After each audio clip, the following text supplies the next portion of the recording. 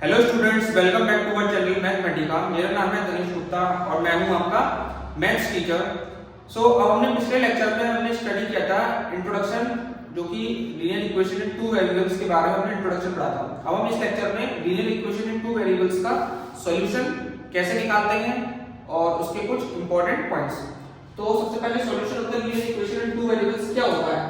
The set of all values of the variable that satisfy the equation is called the solution of the equation। मतलब कि आपको अगर एक equation दे रखी है तो कुछ वैल्यूज होंगी x और y की जो कि उसको सेटिस्फाई करेगी, यानी कि LHS और RHS को इक्वल कर देगी। तो उसे क्या कहते हैं? Solution of the linear equation in two variables.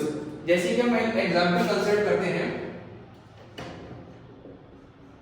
2x plus 3y is equal to 12। अब हम इसी एग्जांपल से बाकी सारे पॉइंट्स भी कवर अप करेंगे, ठीक है? तो देखिए, अब इसमें आप देख सकते हैं कि अगर हम x की वैल्यू अगर हम सपोज करते हैं 0 डालते हैं, ठीक है? हमने सबसे पहले x की वैल्यू 0 डाली, तो अब हम इस क्वेश्चन में, इस इक्वेशन में x की वैल्यू पुट करते हैं। तो 2 into 0 plus 3y is equals to 12। So 2 into 0 0 हो गया, 3y is equals to 12 हो गया, y is equals to 12/3 which is equals to 4। तो y is equals to 4 आया। तो इसका मतलब क्या हुआ कि अगर हम x की वैल्यू 0 डालते हैं तो y की वैल्यू हमें 4 मिलती है, which means that 0,4 is the solution of this equation। और अगर हम x की वैल्यू इसमें आप समझ लीजिए 2 डालते हैं या 3 डालते हैं, ठीक है? सपोज करिए हम x की वैल्यू 3 डालते हैं, पहले हमने x की वैल्यू 0 डाली, अब हमने x की वैल्यू 3 डालते हैं, ठीक है? अब देखिए 2 into 3 plus 3y is equals to 12, ठीक है? तो 3y 2 3 just 6 होता है, प्लस is equals to 12 हो गया। तो 3y is equals to 12 minus 6 which is equals to 6। तो 3y is equals to 6 हो गया, y is equals to 2 हो गया। तो इससे हमें क्या पता चला कि अगर हम x की वैल्यू 3 डालेंगे तो हमें y की वैल्यू कितनी मिलेगी? 2, ठीक है? y की वैल्यू कितनी मिलेगी? 2। तो इसका मतलब क्या हो गया कि 3,2 is the solution of this linear equation। तो इसी तरीके से हम सॉल्यूशन निकालेंगे। अगर आपको जैसे कि दूसरा सॉल्यूशन निकालना है, जैसे y इक्वल टू 0 पुट करके देखेंगे आप। हम तीसरा केस कंसीडर कर रहे हैं y equal to 0। y equal to 0 डालने के बाद हम इस इक्वेशन में पुट करेंगे 2x plus 3 into 0 is equal to 12। so 2x is equal to 12,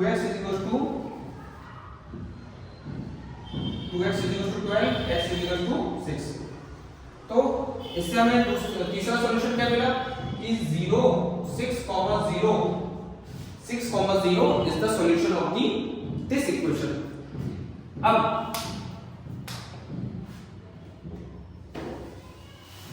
तो आपने कितने सॉल्यूशन देख लिए इसके?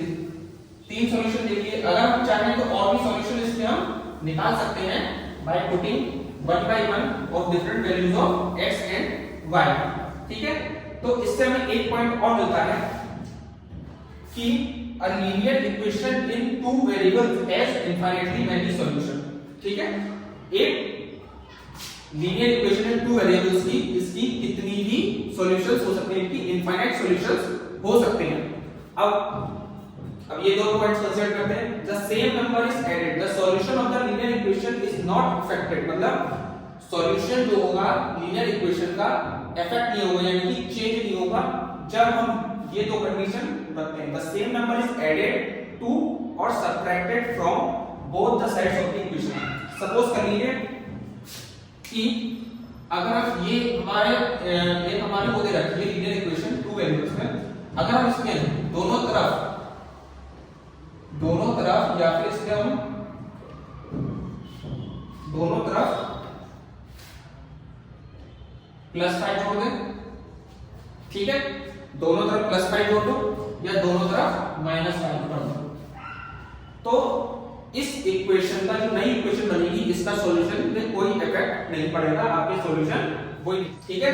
अगर हम किसी भी नंबर को एक लीनियर इक्वेशन में जोड़ते हैं या घटाते हैं, ऐड करते हैं या फिर सब्ट्रैक्ट करते हैं, तो उसके सॉल्यूशन पे कोई भी फर्क नहीं पड़ता। सेकंड क्वेश्चन में आप देख सकते हैं मल्टीप्लाई और divide both the sides of the equation by the same non zero number. अब इसका पॉइंट का मतलब क्या है कि आपको ये 2x 3y दे रखा है इज इक्वल टू 12। अगर आपने दोनों साइड, या तो आपने दोनों साइड मान लीजिए आपने 5 से मल्टीप्लाई करा, ठीक है, या फिर 2x 3y is equal to 12 आपको दे रखा है, या फिर आपने दोनों साइड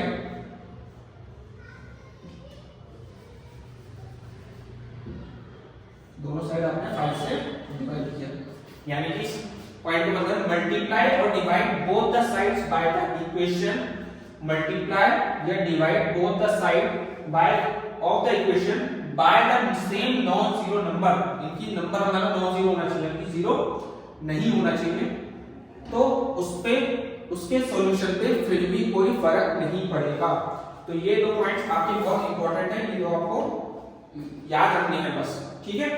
तो इसका हमें क्या पता चलता है कि अगर हमें कोई भी लीनियर इक्वेशन में टू वेरिएबल दे रखा है, अगर हम उसमें कोई भी नंबर ऐड करते हैं, सब्ट्रैक्ट करते हैं, मल्टीप्लाई करते हैं, डिवाइड करते हैं, तो उसके सॉल्यूशन पे कोई फर्क नहीं पड़ता। और एक लीनियर इक्वेशन टू वेरिएबल्स के इनफाइनाइटली मेनी सॉल्यूशंस होते हैं। अब हम ये बात 4 पॉइंट में प्रूव करके दिखाएंगे, ठीक है। अब हम देखते हैं कि लीनियर इक्वेशन की इनफाइनाइटली मेनी सॉल्यूशंस कैसे हो सकते हैं। अब हम इसको प्रूव करते हैं। देखिए, every point on the graph of a linear equation in two variables is the solution of the linear equation. अब आप इसका मतलब समझिए कि मान लीजिए आपको एक कार्टेशियन प्लेन दे रखा है, ठीक है, एक कार्टेशियन प्लेन आपको दे रखा है जिसमें हमारी x एक्सिस है, ये y एक्सिस है, ठीक है, ये माइनस y है, ये माइनस x है, ठीक है। इसमें आपका ये ओरिजिन वो है 0 1 2 3 4 5, ठीक है, एंड सो ऑन, -1 -2 -3 -4 -5, ठीक है। ऐसे ही आपको इसमें नंबर लिख करते हैं 1 2 3 -1 -2 -3 -4, ठीक है। अब आप देखिए कि हमने एक एग्जांपल कंसीडर किया है 2x 3y = 12 आपको दे रखा है। अब इसमें हमें प्रूव करना है कि एक लीनियर इक्वेशन की इनफाइनाइटली मेनी सॉल्यूशंस कैसे हो सकते हैं। अब देखिए, अगर आपने इसके कितने सॉल्यूशन निकाले, जैसे 0,4 निकाला था आपने, ठीक है, एक निकाला था आपने 3,2 निकाला था, ठीक है, और आपने एक निकाला था 6,0, ठीक है।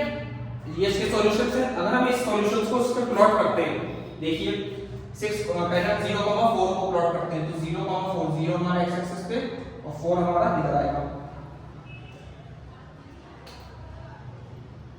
ठीक है।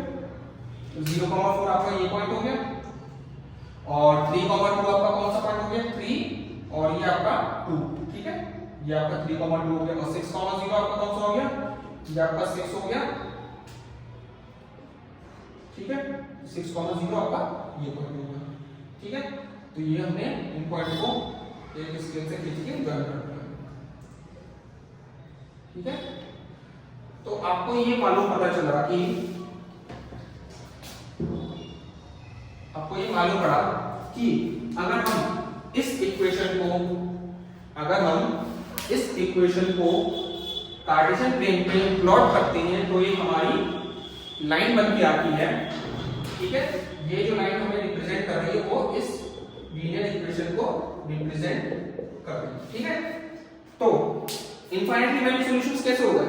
अब आप देखिए कि अगर हम इस लाइन पे देखें तो इधर कोई एक पॉइंट होगा, इधर कोई कोऑर्डिनेट होगा, इधर कोऑर्डिनेट होंगे, इधर कोऑर्डिनेट होंगे, इधर होंगे, इधर होंगे, इधर होंगे, इधर होंगे, ऐसी पूरे लाइन पे आपके कोऑर्डिनेट्स होंगे।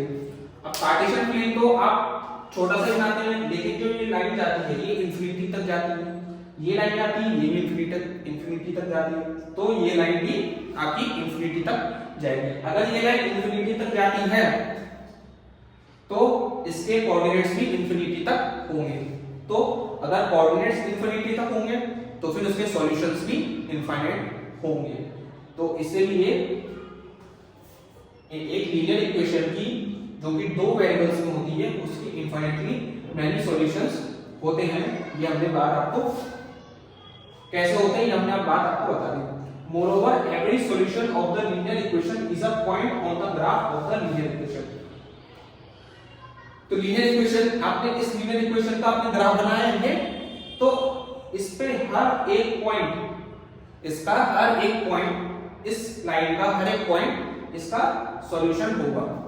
ये भी आप बात इसमें इस ये पॉइंट आपको बहुत इंपॉर्टेंट पॉइंट है। Every point on the graph of a linear equation, यानी कि लीनियर इक्वेशन पे हर एक पॉइंट, इस लाइन पे हर एक पॉइंट इसका सॉल्यूशन होगा। तो इस लाइन पे बहुत सारे कोऑर्डिनेट्स होंगे, बहुत सारे आपके इस पे सॉल्यूशंस होंगे। तो इस पॉलिनोमियल के इनफाइनाइटली मैनी सॉल्यूशंस होंगे। आप दूसरे लीनियर इक्वेशंस को भी प्लॉट करेंगे तो वो भी एक लाइन निकल के आएगी। अब हम एक्सरसाइज नंबर 4.2 स्टार्ट करते हैं।